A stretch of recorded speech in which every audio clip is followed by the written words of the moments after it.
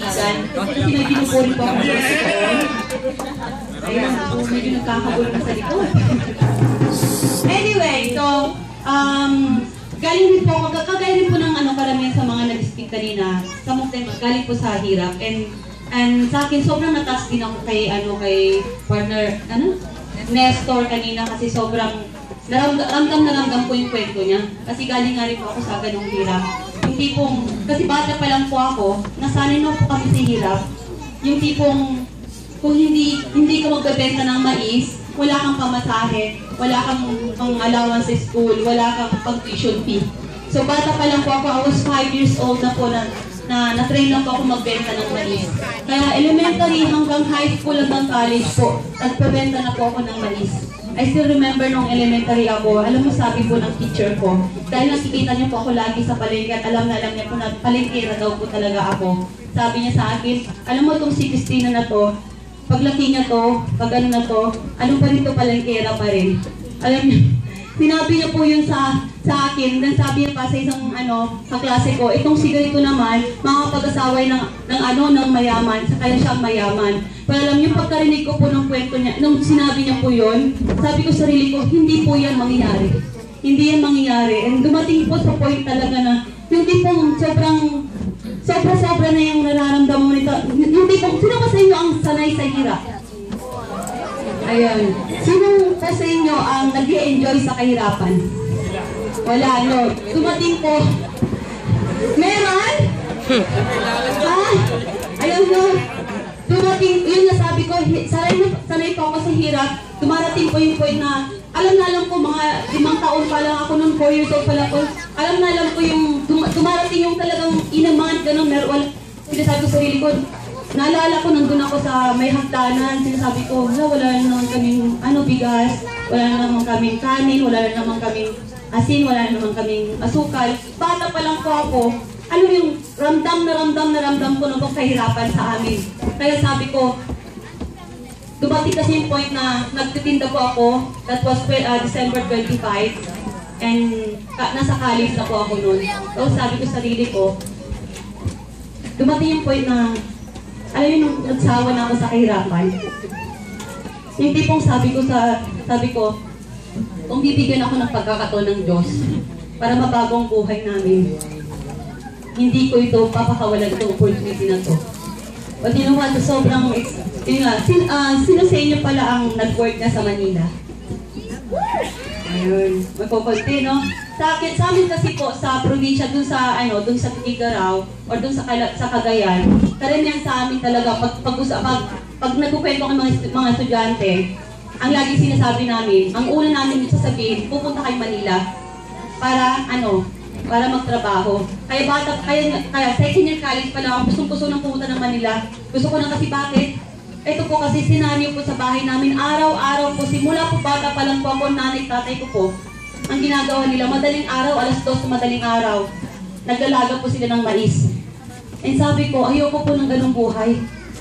Dumarating yung sabi ko, parang, ayoko na ganito habang buhay kami. At sabi ko, ayoko rin na uugod-ugod na yung nanay tatay ko, ganito pa rin ang ginagawa nila. Nagkaroon po ako ng ganung pangarap. Sabi ko, darating time, gusto ko mag-isang na rin sila sa ganung trabaho nila. Kaya with that dream po, pumunta ako sa Manila. And doon ko po nakitang realidad. Nakakala ko, pagka-graduate ko po ng college, tapos na po yung paghihirap namin. Kasi yun nga po yung naka-mindset sa atin, di ba? Pagka-graduate mo, tapos na ang paghihirap ng buhay na. Yun kasi sabi ng nanay ko. Sabi nga nila, lagi sinasabi sa amin noon, mag-aral kayo mabuti. Kasi yun na lang ang ipapamana namin sa inyo. Wala kaming ibang pamana sa inyo.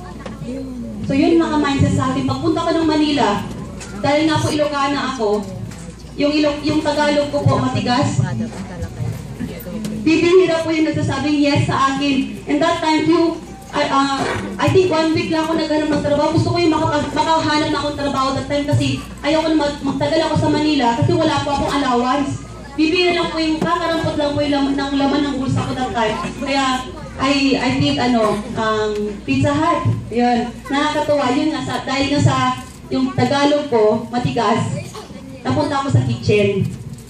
Okay? So, pero nakakatuwa, nung nasa Manila na ako, doon ko na-realize na, alam mo yun, yung tipong, oo nga, nasa Manila na ako, pero yung sinasahod ko, konti, sobrang konti, na tipong, sabi ko, ay, ito ba yung pangarap ko? Ito ba yung pangarap ko? Nung nag-aaral ako, pangarap ko, pag nakatapos ng pag-aaral ko, pag punta ko ng Manila, gusto ko makapagpadala na akong pera sa nanay tatay ko. Pero hindi po yun nangyari. Kaya, nag-decide po ako, umuwi ako ng Tugigaraw, and then I decided po na mag-apply na lang ng abroad. And I was 21 years old that time. Sabi ko, kung maghihirap rin lang ako sa Pilipinas, at konti lang ang kikitain ko, bakit hindi ko na lang pipiliin mag-abroad? Kasi that time po, wala po ako nakikita ng ibang opportunity. I still have that hope na darating time, sabi ko, mababago din ang buhay ng family ko. Kaya pumunta ako ng ng Hong Kong. That time, nung nandun ako sa Hong Kong, alam mo yung realidad, nakita ko ulit. Yung akala mo, yung mga, di ba, yung nasa Pilipinas, tuwang-tuwa sila na yung nanay nila, tatay nila nasa abroad, di ba? Kasi yung buhay nila maganda, nakikita ko yung laging may mga bago silang TV, bago silang ref. Pero hindi rin nakita kung ano realidad ng buhay sa abroad.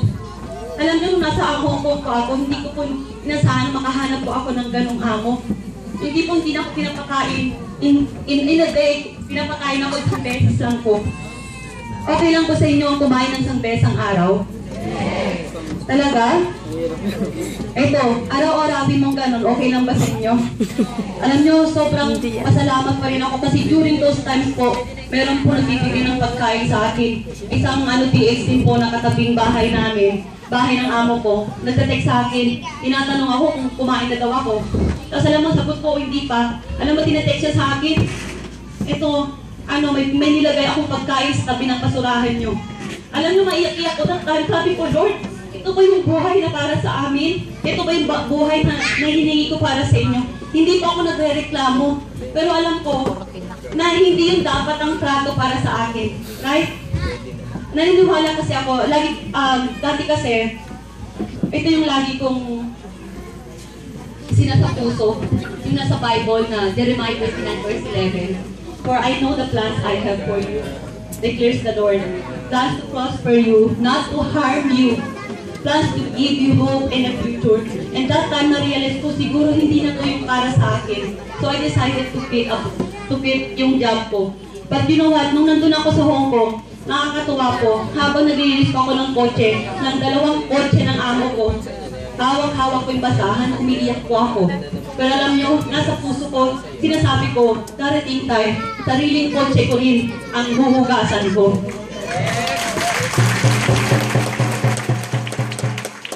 So nung pag-uwi po ako ng Pilipinas, nasa airplane ako, sabi ko, umiyak ulit ako, syempre.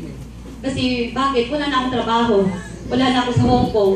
Yung pangarap ko na magpadala ng malaking pera sa nanay tatay ko, hindi ko na magagawa. Pero still, nandun pa rin yung hope sa heart ko. And then sabi ko, alam ko, babalik ako ng Hong Kong. Babalik ako, hindi para magtrabaho. Babalik ako para maging turista na lang.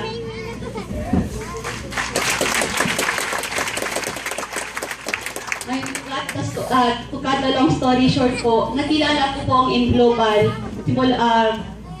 nung time po na mag-abroad na sana ako ulit. Kasi nag-caregiver po ako. Sinasabi ko wala na akong nakikitang ibang opportunity sa Pilipinas noon. Pag-abroad ulit po nasa utak ko. Pero sa that time, Canada naman. Pero nung nag-a-apply na ako, doon ko naman nakita po ang InGlobal. Ay ito nag-invite sa akin. Ito ata yung ewan ko, ugali ba talaga natin yun, yung sobrang makulit? Kasi yung tao na ito po, inaraw-araw niya lang po naman ako nasa pangungulit. In 3 months time po, saka lang po nakapag-attend ng seminar. At kaya nang pinang-invite kay partner Nestor, sabi niya si Katrina Halili. Natatawa ako kanina kasi nakaka-relate ako sa kanya. Ang pinang-invite lang naman sa akin, si Piolo Pascual naman. O, diba? Pero sabi ko, nung time na mag-attend ako, sabi ko sa kuya ko, o sige na kuya, pagpipigyan na kita. Kasi ang sobra-sobra ang kulit mo. Sabi ko na nga sa'yo, hindi para sa akin ito, kasi bakit mahihain ako? Ayaw na ayaw ko nagsasalita, ayaw na ayaw ko yung nagipag-usap sa ibang tao, ganun, ayaw na ayaw ko yung, basta sobra ayaw ko yan, mag-approve na lang ako. Pero that time, sabi ko, pumunta ako. And the moment po na nag-attend ko ako ng seminar, doon po nabuksan ang utak ko. Nabuksan po yung sarado ng utak. And then, doon po, unti-unti po na lumalaki po yung tipong yung, alam mo yung pangarap, na parang, nandun lang eh. Pero that moment po, sobrang nagising po ang mga pangarap ko sa buhay. And that time, problema ko po 780. Kasi galing po ako ng abroad, wala po akong naiwang savings po doon kasi nga pinambayad ko ng utang. Ang dami ko pang utang kasi yung